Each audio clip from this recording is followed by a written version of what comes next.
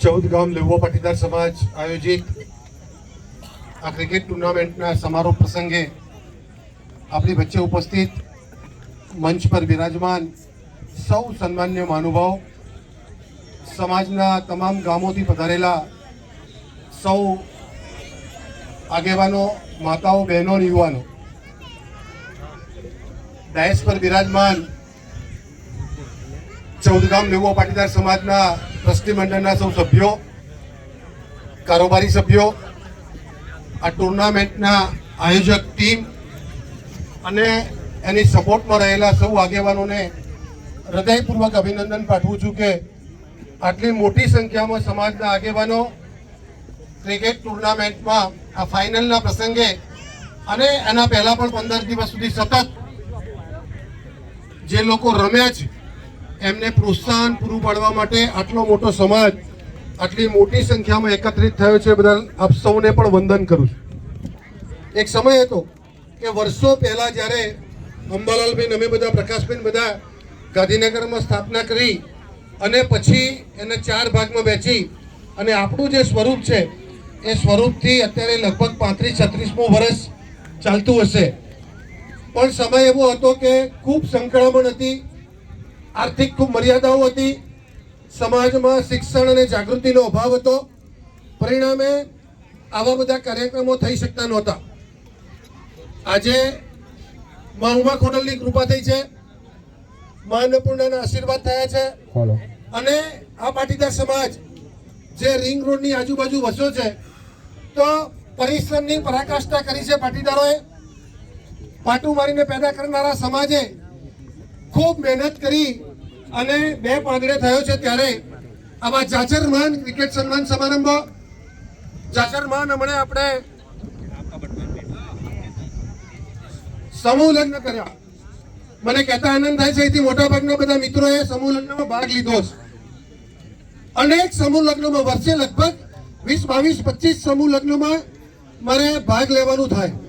પણ આ 14 ગામ લેવા પાટીદાર સમાજે આ વખતે જે આયોજન કર્યું હતું તો એ સંજોગો એવા બન્યા અને આપણને એવો સારો રિસોર્ટ મળ્યો તો અદ્ભુત આયોજન, ખાનગી હોય એવું આયોજન પણ આપણે કરી શક્યા. એ માટે સમૂહ લગ્ન સંકલન સમિતિને પણ અભિનંદન પાઠવું. માત્ર ને માત્ર સમાજને ભેગા કરવાના અને પરંપરાગત રીતે 1-2 કાર્યક્રમો કરીને અટકી જવાનું એવું આ ટીમે નથી કર્યું.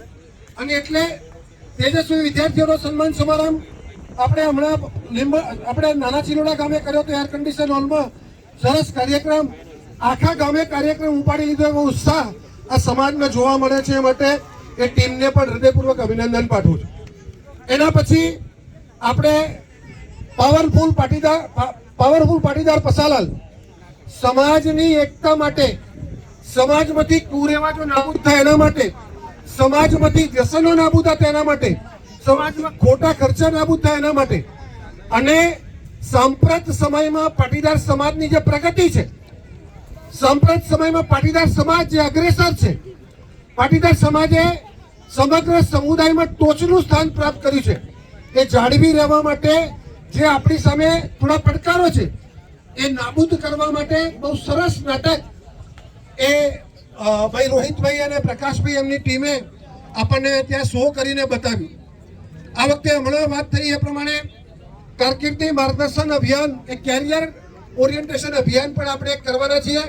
આપણા દીકરા દીકરીને 10મા ને 12મામાં પાસ થયા પછી કઈ લાઈન અનુકૂળ આવે, એ વિદ્યાર્થીની કેપેસિટી કેટલી છે અને એને આધારે, એની રસ રુચિને આધારે આપણે એમાં શામાં લઈ જઈ શકીએ એના માટે પણ આપણે કાર્યક્રમ કરવા જઈ રહ્યા છીએ.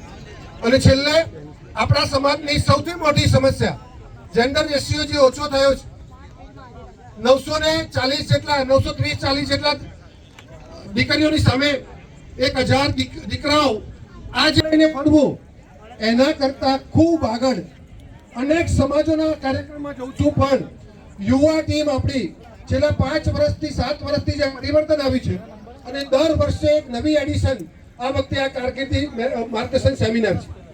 તો સમાજના વડીલો જે પ્રયત્ન કરે છે એ શાના માટે છે? અહીંયા આપણે ભેગા થવા માટે આ કાર્યક્રમ કરીએ છીએ, સાથે રહેવા માટે કાર્યક્રમ કરીએ છીએ, પરસ્પરમાં આપણે ભાઈચારાની ભાવના આવે, સમાજમાં સંપ સહદભાવ પ્રગટે અને પોતપોતાના ધંધા રોજગારમાં આપણે એકબીજાને પૂરક બનીએ. મોટા ભાગના આપણે એમાં સફળ થયા છે.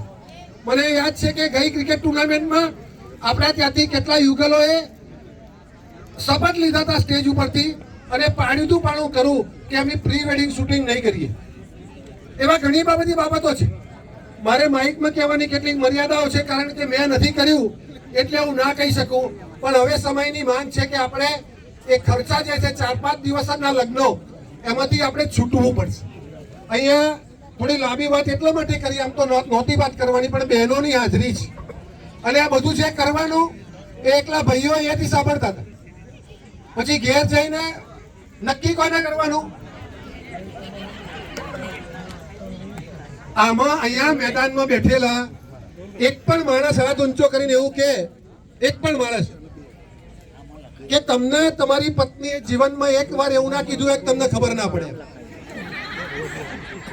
બોલો, કોઈ છે ભાણનો દીકરો? અને એટલું કીધું હોય તો સારું. હા, ગોડા જેવા છો કે. મારી વિનંતી છે કે તમારા માટે છે. આ પાટી માતાજીના આશીર્વાદ થયા છે. તમારા બાળકો ભણે, ઉચ્ચ શિક્ષણ મેળવે, સારા ક્લાસીસ કરે, સારું ટ્યુશન કરે, સરદાર ધામમાં જીપીએસસી યુપીએસસી ક્લાસ કરે અને સારા અફસર બને. એના માટે મહેંદીનો પ્રસંગ પડતો મૂકવો છે, એના માટે હળદીનો પ્રસંગ પડતો મૂકવો છે, એના માટે 5 દિવસના બદલે 2 દિવસનો પ્રસંગ કરવો છે. અને કેટલાય જન્મદિવસના ઉજવણી, એનિવર્સરીની ઉજવણી, ઉનાળુ વેકેશનમાં ફરવા જવાનું, શિયાળુ વેકેશનમાં દર્શન કરવા જવાનું, એટલે બધાને અનુસરખો જ નથી હોત. મને ખબર છે, મારા વાઈફ એવું કે આપણે ક્યાં જવાનું છે? 13 નંબર વાળા સાપુતારા ગયા, 15 નંબર વાળા કાલે જ ગોવાથી આવ્યા અને 11 નંબર વાળા તો દુબઈ જવાના છે. એટલે મને ખબર પડે કે આ શું કહેવા માંગે છે. પણ મારે ઘેર બોર બગડ્યો હોય અને મોટર બદલવાની હોય અને તમે અહીં ગોઠવી દીધું હોય, એટલે મારી વિનંતી છે કે 2 પાડા ગાળાના 2 પાડા છે. તમે સહકાર આપશો તો જ આ સમાજની સફળતામાં આ બધી લાઈન વાળા રાત દિવસ એક કરી અને જે પ્રયત્નો કરે છે એ પ્રયત્નો જો સફળ કરવા હોય તો માત્ર અને માત્ર બહેનોના સહકારની આવશ્યકતા છે. અહીંયાથી જે પણ દીકરા દીકરીએ આ નહોતું કર્યું, જેણે પણ આ પ્રી વેડિંગ શૂટિંગ નહોતું કર્યું, એનું અહીંયાથી સન્માન થયું છે. આવનારા દિવસોમાં પણ હવે તો એ બધા સમાજોના છાપામાં આવે છે કે અમે આ પૈઠણ બંધ કર્યું, અમે ડીજે બંધ કર્યા. તમે છાપામાં જોવો છો ને? તો આપણે તો મુખી સમાજ છીએ ભાઈ. ગાયકવાડ સરકારે પણ મુખીપણું આપણને આપ્યું હતું. આ સમાજ એટલે સર્વ સમાજને. તમારે સાયકલ લેવી હોય એક વખત એવું હતું 50 વર્ષ પહેલા, 30 વર્ષ પહેલા, તમારે સગાઈ કરવી હોય, તમારે છૂટું લેવાનું હોય, તમારા ઘેર મકાનનું મુહૂર્ત જોડાવાનું હોય તો પટેલના ઘેર આવીને બેસે અને પછી વાત કરીને તમે સાયકલ લેવા જતા હતા. તમે એનું સીધું લેવા જતા હતા, એના દાગીના લેવા માટે તમે જતા હતા. તો એવો સમાજ આજે ભટકી ગયો છે અને એના માટે કરું છું કે માતાજીની જે કૃપા થઈ છે એને જાળવી રાખવી હોય અને આવનારા દિવસોમાં પ્રગતિને આગળ લઈ જવી હોય તો સંયુક્ત કુટુંબમાં રહેવાની વ્યવસ્થા, લગ્નોના ખોટા ખર્ચા બંધ કરવાની વ્યવસ્થા, કુરિવાજો બંધ કરવાની વ્યવસ્થા, વ્યસનો બંધ કરવાની વ્યવસ્થા અને ભાઈને સાથે રાખીને આગળ વધવાની વ્યવસ્થા કરીશું. તો મને લાગે છે કે આવનારા દિવસોમાં અનેક પડકારોની વચ્ચે કોઈ તાકાત દુનિયાની એવી નથી કે તમારે નીચું જોઈને ચાલવું પડે.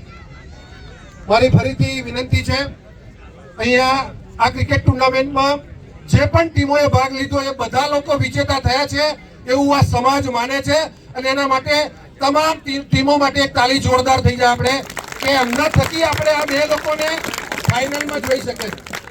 કારણ કે સટ્ટો રમો, જુગાર રમો કે કોઈ પણ પ્રકારની ગેમ રમો, હારનારો ના હોય ત્યાં સુધી જીતે નહીં જીતનારો.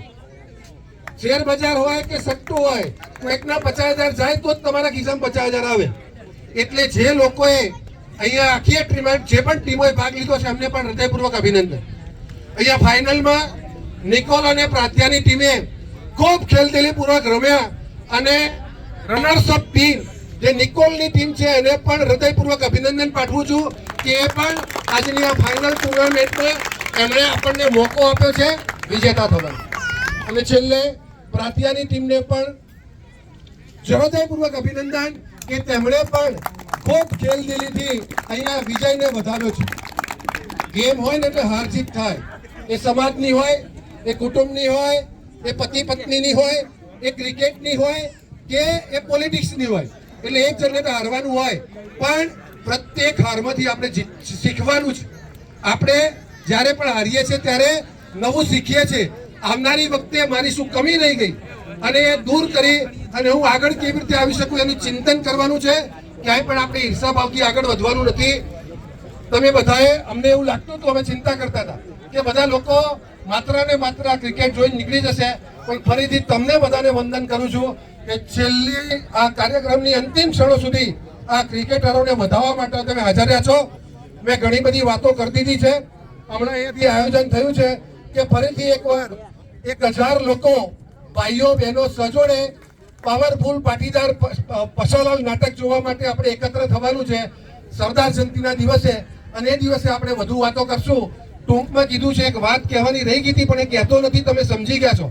અને આવનારા દિવસોમાં આપણી જે નાનકડી ભૂલ કે આપણી જે ઉણપ છે એના આધારે આપણે વિઘટિત ન થઈએ, એકતાનો અભાવ આપણને વિનાશ તરફ દોરી જેમ સરદાર સાહેબે કીધું હતું એ યાદ રાખીને આગળ ચાલીએ. માતાજીની આપણા સૌના ઉપર કૃપા રહે અને આ સમાજ ઉત્તરોત્તર પ્રગતિ કરે. ખેલાડીઓને અભિનંદન સાથે વિરમું છું. અસ્તુ ભારત માતા કી જય.